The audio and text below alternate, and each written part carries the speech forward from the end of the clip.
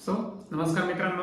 तर आज आपण पचन संस्था अर्थातच डायजेस्टिव्ह सिस्टीम या संदर्भात लाईन टू लाईन इन्फॉर्मेशन जाणून घेऊ. सो डायजेशन काय आहे हे सर्वप्रथम आपण जाणून घेऊ. Conversion of food into soluble form and it's absorption into the blood is called as digestion. तर डायजेशनला जर सिम्पली डिफाईन करायचं असेल तर डायजेशन ज्याला आपण अन्नपचन म्हणू, तर यामध्ये फूड जे आहे अन्न याचं कन्व्हर्जन रूपांतर आपण सोल्युबल फॉर्म मध्ये करणे. कारण अन्न जे आहे हे जसेच्या तसं हे ब्लड मध्ये मिक्स होत नाही.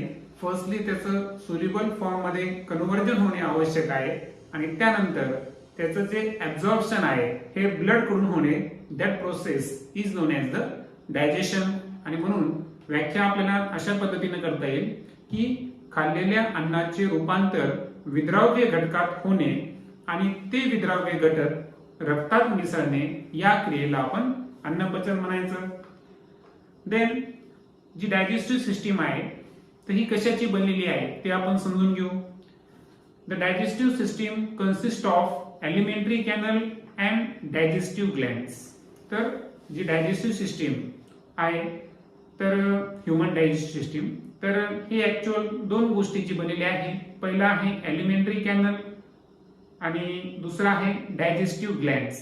तर एलिमेंटरी कॅनल अर्थातच अन्ननलिका आणि डायजेस्टिव्ह ग्लँड्स म्हणजे पाचक ग्रंथी. आणि म्हणून लक्षात ठेवायचं की पचन संस्थेमध्ये दोन मुख्य गोष्टींचा समावेश होतो. एक आहे अन्ननलिका आणि दुसरा आहे पाचक ग्रंथी. तर यांचा समावेश हे पचन संस्थेमध्ये होतो. Then the total length of the alimentary canal is about 9 meters. आणि जी एलिमेंटरी कॅनल आहे याची जर टोटल लेंथ जर पाहिली आपण तर ती लेंथ आहे 9 मीटर.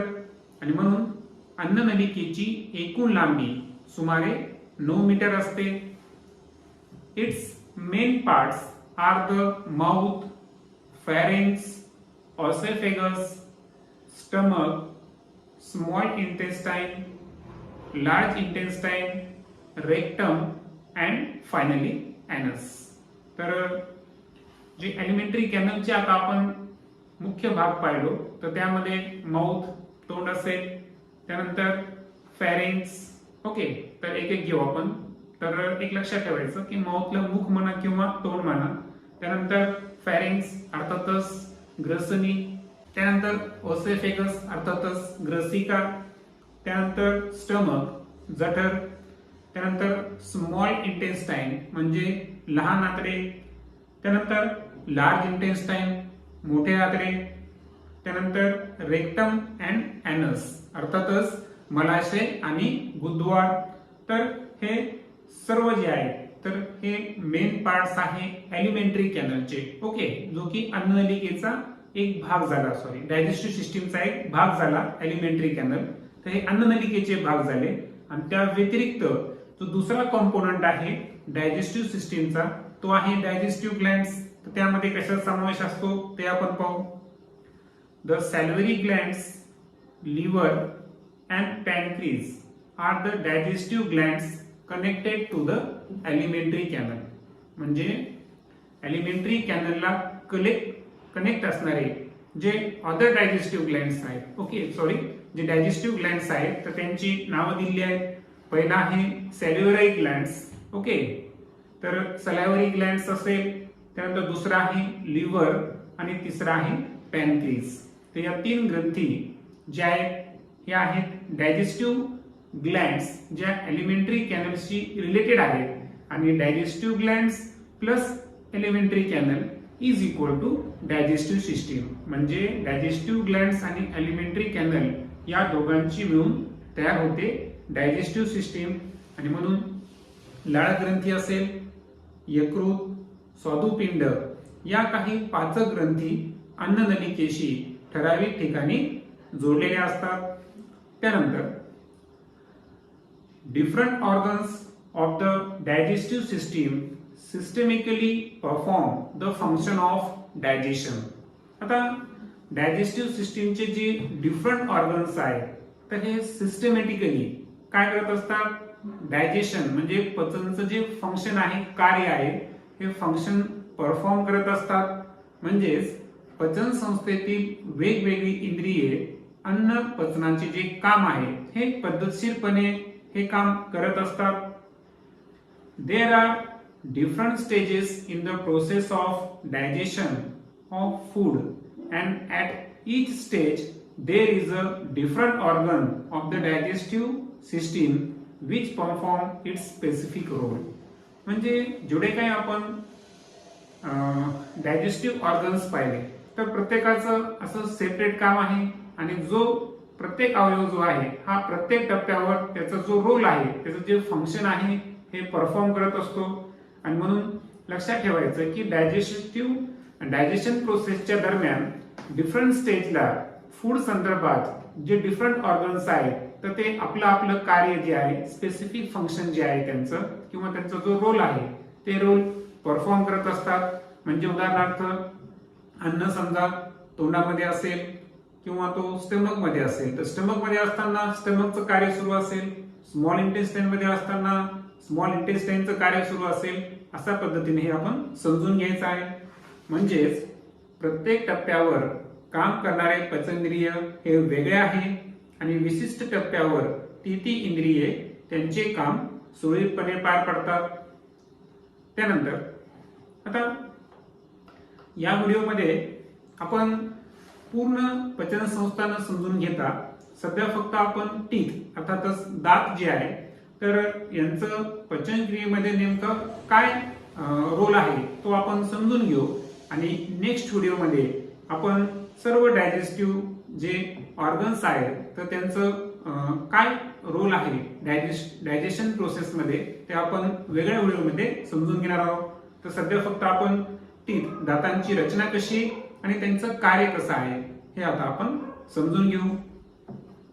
तर व्हिडिओ समजून घेण्याच्या अगोदर आपण एक ऍडिशनल व्हिडिओ या ठिकाणी पाहू की ज्यामुळे आपल्याला दातांची रचना ही नेमकी कशा पद्धतीची असते हे आपल्याला समजून येईल. तर सर्वप्रथम आपण व्हिडिओ पाहून घेऊ. सर्वप्रथम आपण दातासंदर्भात फर्स्ट फिगर समजून घेऊ. तर या फिगरमध्ये आपल्याला जबडा दाखवलेला आहे तर डेफिनेटली आपण त्याला जॉ म्हणतो. त्यानंतर या ठिकाणी दाखवलेला आहे दंतवल्क. आता एक लक्षात ठेवायचं की दंतवल्क अर्थातच इनॅमल आहे जो आपल्या दातामधील आपले जे दात आहेत ज्या कॅल्शियम सॉल्टमुळं सर्वात कठीण असतात तर हा सबस्टन्स त्या ठिकाणी प्रेझेंट असतो, इनॅमल. त्यानंतर आहे नेक्स्ट दंतीन, ज्याला इंग्रजीमध्ये आपण डेंटाईन म्हणू, ठीक आहे. त्यानंतर आहे हिरडी. ओके, तर हिरडी ॲक्च्युअल हा पार्ट आहे, मी इथं इंग्रजीमध्ये नाव लिहितो ज्याला आपण इंग्रजीमध्ये गम म्हणतो. आणि त्यानंतर हा जो पार्ट आहे it is the bone part. Okay, दातासंदर्भात तर इट इज द, तर त्याला आपण हाड म्हणू आणि definitely it is a bone. आणि राईट साईडला जर पाहिलं आपण तर दाताचे मूळ अर्थातच root of the teeth. Okay, तर या ठिकाणी दॅट इज द दाताचे मूळ ज्याला आपण रूट म्हणू. त्यानंतर दातांचे 4 प्रकार आपण पाहिले. ओके, तर यामध्ये सर्वप्रथम आपण पहिला प्रकार पाहिला होता पटाशीचे दात ज्याला आपण इन्सिसर्स म्हणू. ओके, सो इन्सिसर्स अर्थातच ते असतात पटाशीचे दात जे आपल्याला फिगरमध्ये या ठिकाणी पाहायला मिळतील. त्यानंतर हा जो सेकंड पार्ट आहे ज्याला आपण सुळे म्हणलेला आहे. Okay, so it is a canine. त्यानंतर या ठिकाणी तिसऱ्या क्रमांकाला जो पार्ट दाखवलेला आहे. ओके, समजा हा फर्स्ट पटाशीचे दात, दुसरे सुळे आणि तिसऱ्या क्रमांकाला उपदाळ दाखवलेला आहे. तर इट इज द प्रीमोलार्स. ओके, आणि फायनली जर पाहिलं आपण तर जे सर्वात बॅक साईडला असतात ती असते दाढ ज्याला आपण म्हणतो मोलार्स. ओके, सो हे आहेत दातांचे काही प्रकार. आता व्हिडिओ पाहून घेतल्यानंतर आता आपण टीथ संदर्भात काही इन्फॉर्मेशन जाणून घेऊ.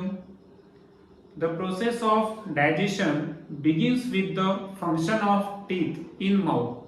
आता जी डायजेशनची प्रोसेस आहे ही आपल्या माउथ पासून सुरू होते आणि माउथचा जो सर्वात महत्त्वाचा मेकॅनिकल वर्क जे आहे तर हे होतं दातांकडून. आणि म्हणून लक्षात ठेवायचं की जी डायजेशनची प्रोसेस आहे तर याचं जे सुरुवात आहे तर ही सुरुवात होते टीथच्या फंक्शन पासून आणि ही प्रोसेस सुरू होते आपल्या माउथ मध्ये. आणि म्हणून लक्षात ठेवायचं की जी अन्न पचनाची सुरुवात आहे ही मुखातील दातांच्या कार्यापासून होते. There are 4 types of teeth, नेमली इन्सिसर, कॅनिन्स, प्रीमोलार्स अँड मोलार्स. आणि आपण हे व्हिडिओमध्ये पण जाणून घेतलं की 4 प्रकारचे टीथ असतात.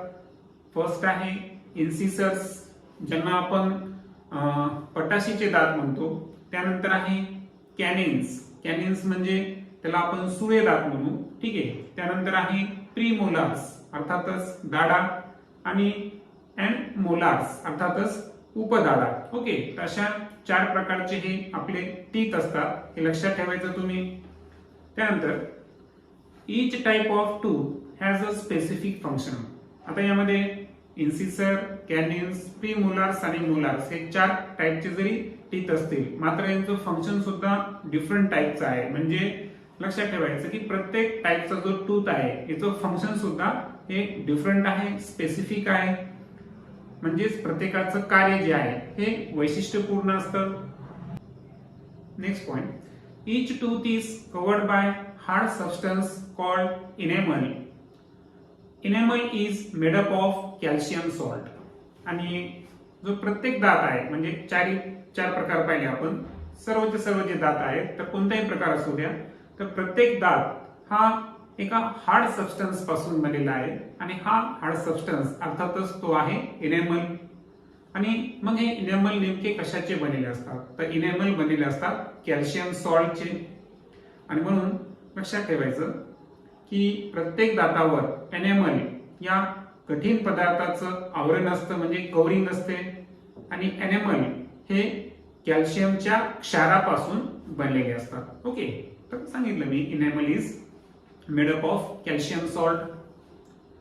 Then saliva contains an enzyme called ptyalin or salivary amylase.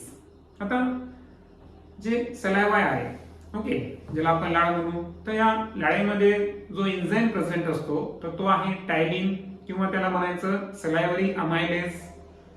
म्हणजेच लाळेमध्ये टायलिन किंवा सलाइव्हरी अमायलेज नावाचे विकर असते ज्याला आपण एन्झाईम म्हणतो. Okay, ptyalin converts starch into a sugar called maltose. आता या टायलिनचं कार्य काय आहे तर टायलिन जे स्टार्च आहे तर या स्टार्चचं रूपांतर, ओके, तर हे एका शुगर मध्ये करतो आणि त्या शुगरचं नाव आहे मॅल्टोज. आणि म्हणून जो टायलिन आहे अर्थातच सलाइव्हरी अमायलेज, तर याचं कार्य आहे की जे स्टार्च आहे अर्थातच पिष्टमय पदार्थ, ओके, तर याचं रूपांतर माल्टोज या शुगर मध्ये किंवा माल्टोज या शर्करेमध्ये करण्याचं कार्य हे टायलिन करत असतो. त्यानंतर याबरोबर एक शब्द आला होता पहा की आपण जो सलाइवा आहे याला एन्झाईम म्हणलो, तर एन्झाईम म्हणजेच विकर आहे. तर ऍक्च्युअल विकर काय असतात, ओके, तर तो एक नवीन शब्द आपण या ठिकाणी शिकून घेऊ. तर विकर अर्थातच एन्झाईम्स काय आहे हे आपण समजून घेऊ. Enzymes are substances secreted in the body of an organism which bring about specific chemical reaction. तर एन्झाईम्स हे कोणत्याही ऑर्गॅनिझमच्या बॉडीमध्ये सिक्रेट होणारा एक सबस्टन्स आहे, पदार्थ आहे. मात्र त्या पदार्थाचं पण एक वैशिष्ट्य आहे की हा पदार्थ संबंधित ऑर्गॅनिझमच्या बॉडीमध्ये केमिकल रिएक्शन घडून आणण्यासाठी तो एक स्पेसिफिक अशा प्रकारची केमिकल रिएक्शन घडून आणण्यासाठी तो कारणीभूत असतो. म्हणजे ह्युमन बॉडी आपण कन्सिडर केली आपली बॉडी, तर आपल्या बॉडीमध्ये डिफरंट टाइपच्या स्पेसिफिक केमिकल रिएक्शन असतात आणि हे घडून आणण्याचं कार्य ज्या सबस्टन्स कडून होतो ते आहे एन्झाईम्स. आणि हे सबस्टन्स स्वतः आपली बॉडी सिक्रेट करते. ओके, सो सजीवांच्या शरीरात स्रवणारे व विशिष्ट रासायनिक प्रक्रिया घडून आणणारे पदार्थ म्हणजे विकरे अर्थातच enzymes. Then they act as a catalyst. आता कॅटलिस्ट अर्थातच असे पदार्थ की जे कोणती अभिक्रिया जलद गतीने घडून आणतात. तर तशा प्रकारचे रोल या एन्झाईमचा असतो की केमिकल रिॲक्शन जे आपल्या बॉडीमधले आहेत तर स्पेसिफिक केमिकल रिॲक्शन संदर्भात ते कॅटलिस्ट म्हणून कार्य करत असतात, ज्यांना आपण उत्प्रेरक म्हणू. आणि म्हणून ते केवळ उत्प्रेरकाचे कार्य करतात, हा मुद्दा इथं लक्षात ठेवायचा. Digestive enzymes of the digestive system bring about changes in the food material. आणि जे डायजेस्टिव्ह एन्झाईम्स आहेत ओके डायजेस्टिव्ह सिस्टीम मधले, तर हे ऍक्च्युअल काय करत असतात, तर फूड मटेरियल जे आहे जे आपण इनटेक करतो तर याच्यामध्ये चेंजेस आणण्याचं कार्य हे डायजेस्टिव्ह एन्झाईम्स करत असतात. आणि म्हणून लक्षात ठेवायचं की पचन संस्थेतील जे विकर आहेत हे खाद्यपदार्थामध्ये बदल घडवून आणत असतात, हा एक मुद्दा महत्वाचा आहे. Metabolic processes are impossible without enzymes. आता एन्झाईमचं जे अनन्यसाधारण महत्व आहे ते तुम्हाला या मुद्द्यावरून लक्षात येईल की आपल्या बॉडीमध्ये जेवढ्या काही मेटाबॉलिक रिॲक्शन होत असतात, ज्या मेटाबॉलिक प्रोसेस आहेत तर ह्या अशक्य आहेत, इम्पॉसिबल आहे जर त्या ठिकाणी एन्झाईम प्रेझेंट नसतील तर. म्हणजे एन्झाईम हे मस्ट आहे, खूप अत्यावश्यक आहे मेटाबॉलिक प्रोसेस घडून आणण्यासाठी. ओके, सो लक्षात ठेवायचं की विकरांशिवाय ही जी मेटाबॉलिक प्रोसेस आहे अर्थातच चयापचय क्रिया ही शक्य नाही. Okay, enzymes are a specific type of protein. आता एक लक्षात ठेवायचं की प्रत्येक प्रोटीन हा एन्झाईम नसतो, परंतु प्रत्येक एन्झाईम हा प्रोटीन असतो. म्हणून लक्षात ठेवायचं की एन्झाईम हे स्पेसिफिक टाइपचे काय आहेत, प्रोटीन्स आहेत. म्हणजे विकरे ही एक प्रकारची काय असतात, प्रथिने असतात. लक्षात ठेवा मुद्दा काय सांगितलं मी की विकरे हे प्रथिन असतात, पण प्रत्येक प्रथिन हे विकर नसतं. ओके, मीन्स इंग्रजीमध्ये सांगायचं असेल तर all enzymes are proteins but all proteins are not enzymes. So enzyme बद्दल शेवटचा मुद्दा पाहू आपण. They are most active at normal body temperature.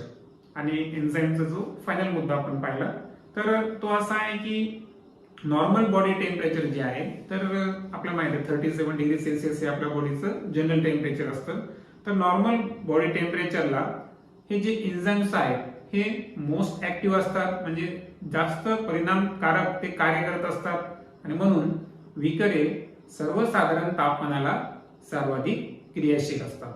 तर ही झाली दात आणि एन्झाईम संदर्भातली पूर्ण इन्फॉर्मेशन. नेक्स्ट व्हिडिओमध्ये आपण सर्व प्रकारचे जे डायजेस्टिव्ह ऑर्गन्स आहेत तर त्यांचं फंक्शन आणि त्यांची स्ट्रक्चर हे आपण समजून घेऊ.